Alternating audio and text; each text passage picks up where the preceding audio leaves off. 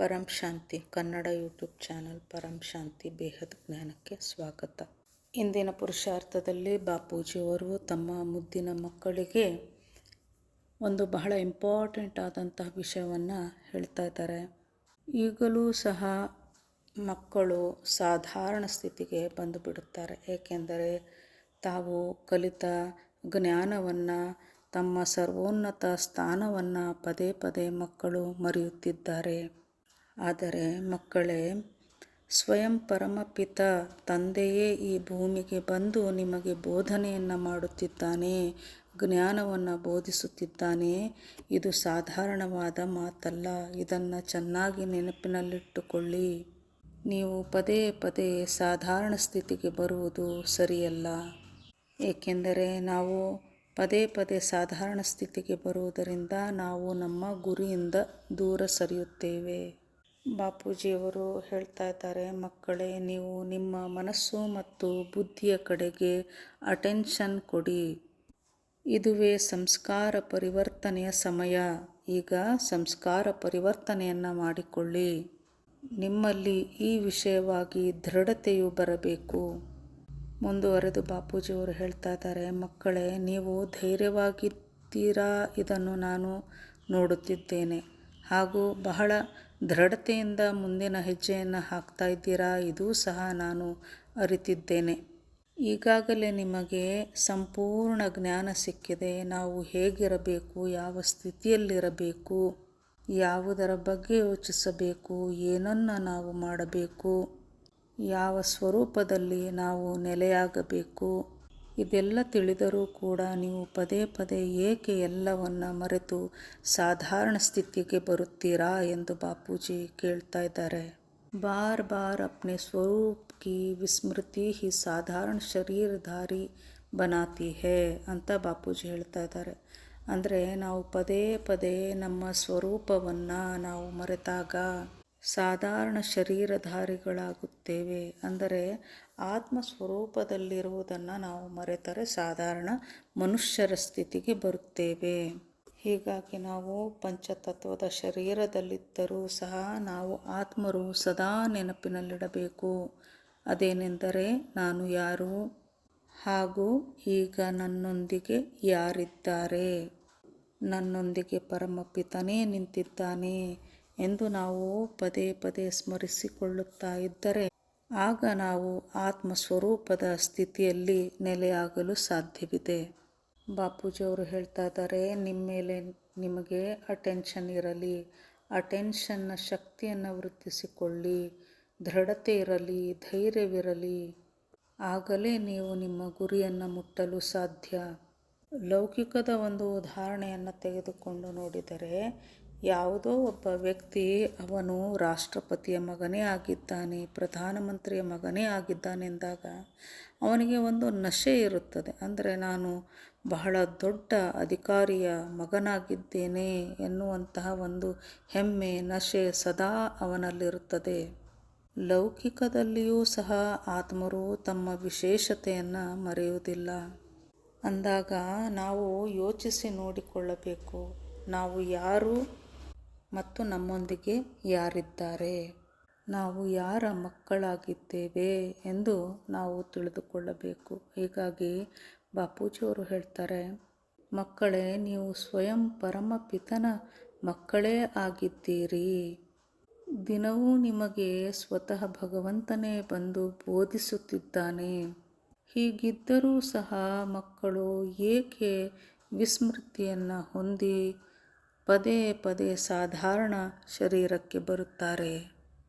ಇದನ್ನು ನಾನು ಏನು ಅಂತ ಅಂದುಕೊಳ್ಳಲಿ ಎಂದು ಬಾಪೂಜಿ ಕೇಳ್ತಾ ಇದ್ದಾರೆ. ಇದಕ್ಕೆ ನಾವು ಉತ್ತರವನ್ನು ಕೊಡಬೇಕಿದೆ. ಸರ್ವೋನ್ನತ ಸ್ಥಾನ ಪದವಿಯನ್ನು ಪಡೆಯಬೇಕು ಅಂತಂದಾಗ ಸರ್ವೋನ್ನತ ಆ ಸ್ಥಾನದ ಬಗ್ಗೆ ನಾವು ನೆನಪಿಸಿಕೊಳ್ಳುತ್ತಿರಬೇಕು, ಹೆಮ್ಮೆ ಪಡುತ್ತಿರಬೇಕು. ಹಾಗೂ ಆ ಸ್ಥಾನವನ್ನು ಪಡೆಯಲಿಕ್ಕೆ ನಾವು ಬಹಳಷ್ಟು ಪುರುಷಾರ್ಥವನ್ನು ಸಹ ಮಾಡಬೇಕು. ಸ್ವಪರಿವರ್ತನೆ ಮಾಡಿಕೊಳ್ಳಲಿಕ್ಕೆ ಇಷ್ಟೊಂದು ಸಮಯ ನಾವು ತೆಗೆದುಕೊಳ್ತಾ ಬಂದರೆ ವಿಶ್ವ ಪರಿವರ್ತನೆ ಯಾವಾಗ ಆಗಲಿಕ್ಕೆ ಸಾಧ್ಯ?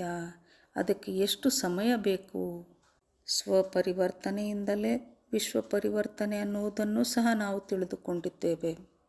ಮುಂದುವರೆದು ಬಾಪೂಜಿಯವರು ಹೇಳ್ತಾ ಇದ್ದಾರೆ, ವಿಜಯೀ ಮಾಲೆಗಳಲ್ಲಿ ಒಂದು ಮಣಿ ನೀವು ಆಗಬೇಕು, ಒಂದು ರತ್ನ ನೀವು ಆಗಬೇಕು ಎಂದರೆ ಪುರುಷಾರ್ಥವೂ ಕೂಡ ಅಷ್ಟೇ ಹೆಚ್ಚು ಮಾಡಿಕೊಳ್ಳುತ್ತಾ ಹೋಗಬೇಕು. ಅಭ್ಯಾಸ ವೃದ್ಧಿಸಿಕೊಳ್ಳಿ. ಅಟೆನ್ಷನ್, ದೃಢತೆ, ಧೈರ್ಯ, ಉತ್ಸಾಹ ಸದಾ ನಿಮ್ಮೊಂದಿಗೆ ಇರಲಿ. ಅಂದರೆ ಸದಾ ನಾವು ನಾನೊಂದು ಆತ್ಮವಾಗಿದ್ದೇನೆ ಎನ್ನುವ ನಶೆಯಲ್ಲಿರುವುದನ್ನು ಕಲಿಯಬೇಕು. ಇದನ್ನು ರುಹಾನಿ ನಶಾ ಎಂದಿದ್ದಾರೆ. ರುಹಾನಿ ನಶಾ ಅಂದರೆ ನಾನೊಂದು ಆತ್ಮ ಎನ್ನುವಂತಹ ಆತ್ಮಿಕ ಭಾವ ಸದಾ ನಮ್ಮಲ್ಲಿರಬೇಕು. ಅಂದರೆ ನಾನು ಆತ್ಮ, ವಿಶ್ವ ಕಲ್ಯಾಣಕಾರಿ ಆತ್ಮವಾಗಿದ್ದೇನೆ, ವಿಶ್ವ ಸೇವಾಧಾರಿಯಾಗಿದ್ದೇನೆ, ಪರಮಪಿತ ತಂದೆಯ ಕ್ರಿಯೇಷನ್ ಆಗಿದ್ದೇನೆ, ಪರಮಪಿತ ತಂದೆಯ ಒಂದು ರೂಪವೇ ಆಗಿದ್ದೇನೆ, ಹಾಗೂ ನಾನು ನಿರಂತರವಾಗಿ ತಂದೆಯೊಂದಿಗೆ ಕೆಲಸ ಮಾಡುತ್ತಿದ್ದೇನೆ. ಈ ರೀತಿಯ ಆತ್ಮಿಕ ಭಾವದಲ್ಲಿ, ರುಹಾನಿ ನಶೆಯಲ್ಲಿ ನಾವು ಸದಾ ಇರಬೇಕು. ಅಂದರೆ ಸದಾ ನಾವು ನಮ್ಮ ಒರಿಜಿನಲ್ ಸ್ವರೂಪದಲ್ಲಿ, ಆತ್ಮ ಸ್ವರೂಪದಲ್ಲಿರಬೇಕು. ಇಲ್ಲದಿದ್ದರೆ ಸರಿಯಾದ ಸಮಯಕ್ಕೆ ನಾವು ತಲುಪಲಾರೆವು. ಅಂದರೆ ಸರಿಯಾದ ಸಮಯಕ್ಕೆ ನಾವು ನಮ್ಮ ಗುರಿಯನ್ನು ಸೇರದೇ ಇರಬಹುದು. ಜೋ ಕರೇಗಾ ಸೋ ಪಾಯೇಗಾ, ಯಾರು ಮಾಡುತ್ತಾರೋ ಅವರಿಗೆ ಪ್ರಾಪ್ತಿಯಾಗುತ್ತದೆ ಎಂದಿದ್ದಾರೆ ಬಾಪೂಜಿ. ಅಂದರೆ ಯಾರು ತಂದೆ ಹೇಳಿದಂತೆ ನಡೆಯುತ್ತಿದ್ದಾರೆಯೋ, ತಂದೆ ಹೇಳಿದಂತೆ ಮಾಡುತ್ತಿದ್ದಾರೆಯೋ ಅವರೇ ತಂದೆಯ ಕಣ್ಮಣಿಯಾಗಬಲ್ಲರು, ಅವರೇ ತಂದೆಯ ಮಸ್ತಕ ಮಣಿ ಮಕ್ಕಳಾಗಬಲ್ಲರು. ನೋಡಿ, ಪರಮಪಿತ ತಂದೆ ನಮ್ಮಲ್ಲಿ ರಿಕ್ವೆಸ್ಟ್ ಮಾಡಿಕೊಳ್ಳುತ್ತಿದ್ದಾರೆ ಅಂದಾಗ ನಮಗೆ ನಾಚಿಕೆ ಆಗಬೇಕು. ತಂದೆ ನಮಗೆ ಅಟೆನ್ಷನ್ ಪ್ಲೀಸ್ ಎನ್ನುತ್ತಿದ್ದಾರೆ. ಪ್ಲೀಸ್ ಅಂತ ತಂದೆ ಕೇಳ್ತಾ ಇದ್ದಾರೆ ಅಂದಾಗ ನಿಜವಾಗ್ಲೂ ನಮಗೆ ಸಂಕೋಚ ಆಗಬೇಕು, ನಾಚಿಕೆ ಆಗಬೇಕು. Attention please, B original, Abhi ನಹಿ ತೋ ಕಭಿ ನಹಿ ಎನ್ನುತ್ತಿದ್ದಾರೆ ಬಾಪೂಜಿಯವರು. ಇದು ಎಂತಹ ದೊಡ್ಡ ಮಾತು ನೋಡಿ. ನಾವು ಚಿಕ್ಕ ಚಿಕ್ಕ ವಿಷಯಕ್ಕೆ ಸಮಯವನ್ನು ಹಾಳು ಮಾಡಿಕೊಳ್ಳದೆ ಸದಾ ಅಟೆನ್ಷನ್ನಲ್ಲಿರಬೇಕು, ಆತ್ಮಸ್ವರೂಪದಲ್ಲಿರಬೇಕು. ಪರಿಸ್ಥಿತಿಗಳ ಬಗ್ಗೆ ನಾವು ಹೆಚ್ಚು ಹೊತ್ತು ಯೋಚಿಸುತ್ತಾ ಕಾಲ ಕಳೆದರೆ ಆ ಪರಿಸ್ಥಿತಿಗಳು ಇನ್ನಷ್ಟು ಹೆಚ್ಚು ಹೆಚ್ಚು ವೃದ್ಧಿಯಾಗಲಿವೆ ಹೊರತು ಕಡಿಮೆಯಾಗಲಾರವು. ನಮ್ಮ ಮುಂದೆ ಬರುತ್ತಿರುವಂತಹ ಪರಿಸ್ಥಿತಿಗಳು, ಏರುಪೇರುಗಳು ಏನೇ ಇದ್ದರೂ ಸಹ ನಾವು ಅದನ್ನು ನಮ್ಮ ಸ್ವಸ್ಥಿತಿಯಲ್ಲಿ ಕನ್ವರ್ಟ್ ಮಾಡಿಕೊಳ್ಳೋಣ. ಸ್ವಸ್ಥಿತಿ ಎಂದರೆ ಆತ್ಮಸ್ವರೂಪದ ಸ್ಥಿತಿ ಎಂದು ಅರ್ಥ ಮಾಡಿಕೊಳ್ಳಿ. ಸ್ವಸ್ಥಿತಿ ಎಂದರೆ ನಾನು ಯಾರು ಹಾಗೂ ನನ್ನೊಂದಿಗೆ ಯಾರಿದ್ದಾರೆ. ಈ ರೀತಿಯ ಸ್ವಸ್ಥಿತಿ, ಒರಿಜಿನಲ್ ಸ್ಥಿತಿ, ಇದುವೇ ನಮ್ಮ ಆತ್ಮಸ್ವರೂಪದ ಸ್ಥಿತಿಯಾಗಿದೆ. ಹೀಗಾಗಿ ಪರಿಸ್ಥಿತಿಗಳ ಬಗ್ಗೆ ಯೋಚಿಸುವುದನ್ನು ಬಿಟ್ಟು ಈಗ ನಾವು ಮುಂದೆ ನಾವು ಏನು ಮಾಡಬೇಕು ಎಂಬುದರ ಕಡೆಗೆ ಹೆಚ್ಚಿನ ಗಮನವನ್ನು ಕೊಡಬೇಕು. ಯಾವ ಮಕ್ಕಳು ತಮ್ಮ ಸ್ಮೃತಿಯನ್ನು, ಅಂದರೆ ತಮ್ಮ ಸರ್ವೋನ್ನತ ಪದವಿಯ ಸ್ಮೃತಿಯನ್ನು ಹೊಂದಿದ್ದಾರೆಯೋ, ಪರಮಪಿತ ತಂದೆಯೇ ನನ್ನ ತಂದೆ ಇಲ್ಲಿಗೆ ಬಂದು ನನಗೆ ಬೋಧನೆಯನ್ನು ಮಾಡುತ್ತಿದ್ದಾನೆ ಎನ್ನುವಂಥದ್ದನ್ನು ಯಾರು ಮರೆತಿಲ್ಲವೋ ಅಂತಹ ಆತ್ಮರೇ, ಅಂತಹ ಮಕ್ಕಳೇ ಸರ್ವೋನ್ನತ ಸ್ಥಾನವನ್ನು ಪ್ರಾಪ್ತಿ ಮಾಡಿಕೊಳ್ಳಬಲ್ಲರು. ಸಾಧಾರಣತೆಯಲ್ಲಿ ಬರುವಂತಹ ಆತ್ಮರು ಸಾಧಾರಣ ಪದವಿಯನ್ನೇ ಹೊಂದುತ್ತಾರೆ. ಬೇಹದ್ನ ತಂದೆಯ ಮಕ್ಕಳಾಗಿದ್ದರೂ ಸಹ ನಾವು ಬೇಹದ್ನ ಆತ್ಮರೆಲ್ಲರೂ ಈ ಪಂಚತತ್ವದ ದೇಹದಲ್ಲಿ, ಸಾಧಾರಣ ಶರೀರದಲ್ಲಿ ಸಿಲುಕಿಕೊಂಡಿದ್ದೇವೆ. ಇದರಿಂದ ನಾವು ಸಾಧಾರಣ ಪದವಿಯ ಅಧಿಕಾರಿಗಳಾಗಿದ್ದೇವೆ. ಅಂದರೆ ಸಾಧಾರಣತೆಯಲ್ಲಿಯೇ ಕುಳಿತು ಬಿಟ್ಟಿದ್ದೇವೆ. ಬಾಪೂಜಿಯವರು ನಮಗೆ ಈಗ ವಾರ್ನಿಂಗ್ ಕೊಡ್ತಾ ಇದ್ದಾರೆ. ಮಕ್ಕಳೇ, ನೀವು ಬುದ್ಧಿವಂತರಾಗಿದ್ದರೆ ನೀವು ನಿಮಗೆ ನೀವು ಸರಿಯಾಗಿ ತಿಳಿ ಹೇಳಿಕೊಳ್ಳಿ. ಅಂದರೆ ನಾನು ಆತ್ಮ, ನನ್ನ ಆತ್ಮನಿಗೆ ನಾನು ತಿಳಿಸಿ ಹೇಳಬೇಕು. ನಾನು ನನ್ನ ಒರಿಜಿನಲ್ ಸೀಟ್ನಲ್ಲಿ ಇರುವಂತಹ ಅಭ್ಯಾಸ ನಿರಂತರವಾಗಿ ನಾನು ಮಾಡಬೇಕಿದೆ ಎಂದು ಆತ್ಮಕ್ಕೆ ತಿಳಿ ಹೇಳಬೇಕು.